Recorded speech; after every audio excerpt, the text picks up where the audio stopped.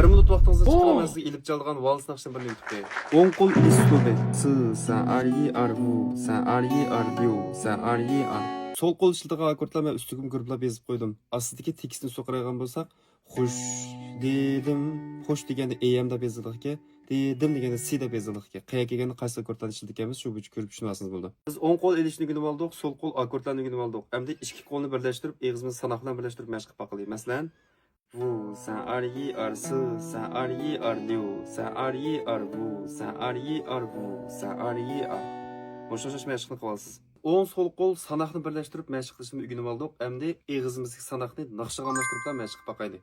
0 seviyadan boshlab gitar chalish o'rganganlar yoki gitar setib olganlar, unidor nomerim 132 79 97 07 28 undar qo'shing yoki mana ekrandagi pininch xatning birisidan undar qo'shsangiz bo'ldi. Joyingizda o'tirib ham o'rgana oladigan unidor 4 darsxonasi. Undan naqsh o'rganib boqinglar.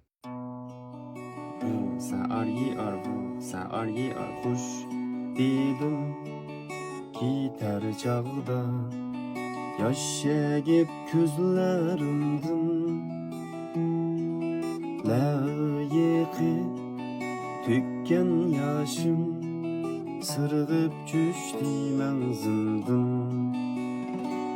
Kelerki saati biz vals basını urup çaldıran şekilde öğrenimiz. Mesela arsensi oluyor, arsensi oluyor, arsensi oluyor.